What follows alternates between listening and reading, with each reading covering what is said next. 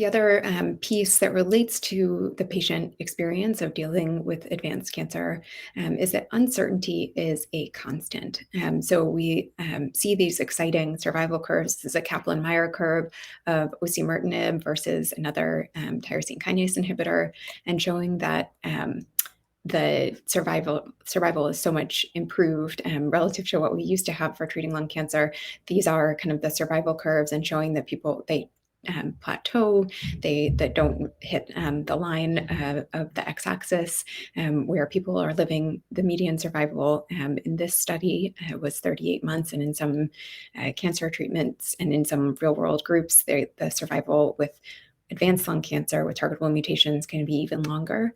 But it's important to acknowledge that every kind of hash mark on this graph, every time the graph goes down a little bit, is one life lost to lung cancer. And so there are some people who will have a shorter experience of living with lung cancer, and there are some people who will have a longer experience.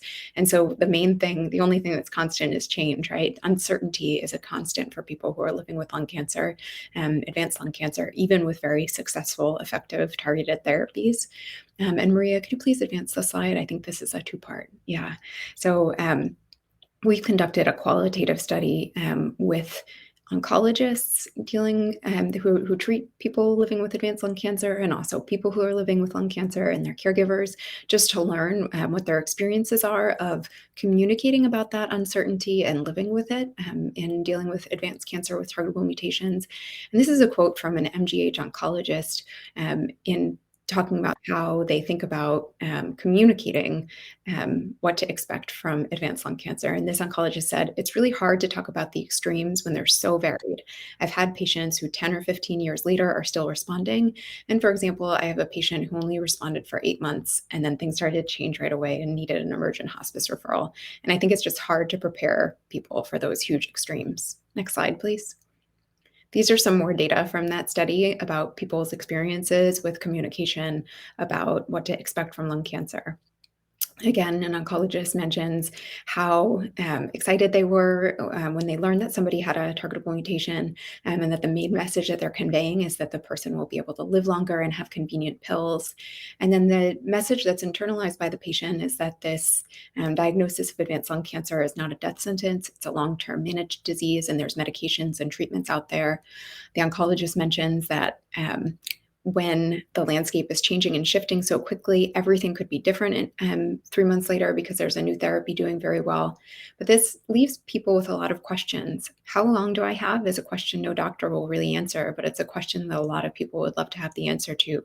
One patient told me, and that experience was echoed by many people, although not all.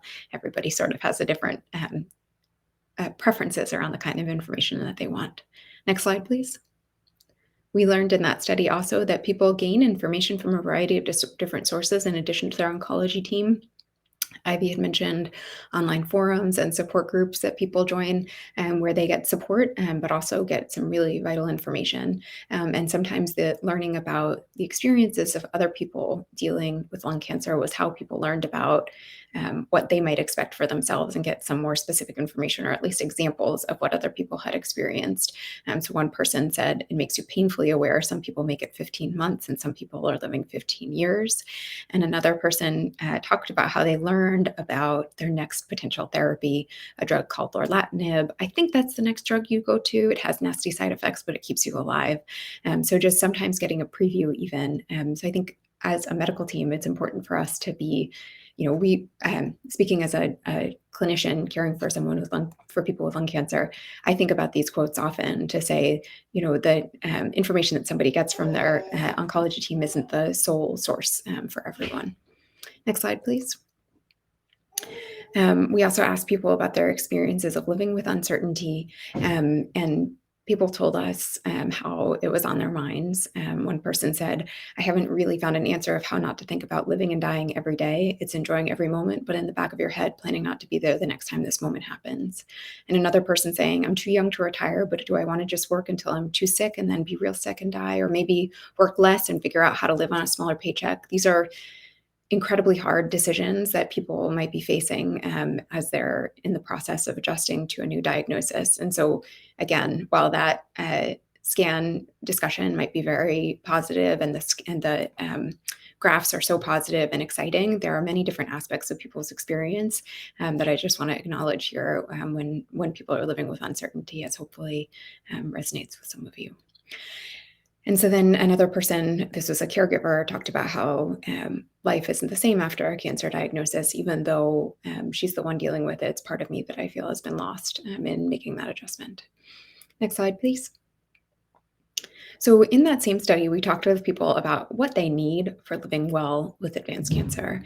And one person in the study told us, I think there's a need for a more true integrative support system, not to say there's these resources available, but to say with you having a therapist or a social worker, having a team of people who see this duality of living well and also dealing with the future possibilities with lung cancer, because people are hurting. And even though they're doing fine medically, the doctors don't really address it. And so this led us to think that people are interested in support for coping with uncertainty. People also talked about hoping for connection to their peers and for ways that they could adjust their lifestyle to be dealing with longer trajectories of cancer and find ways to take control, like through nutrition and exercise. And people also in our study expressed interest in educational resources to be able to understand their cancer and what to expect and know about the possibilities of what might be coming down the pike in terms of clinical trials and new options.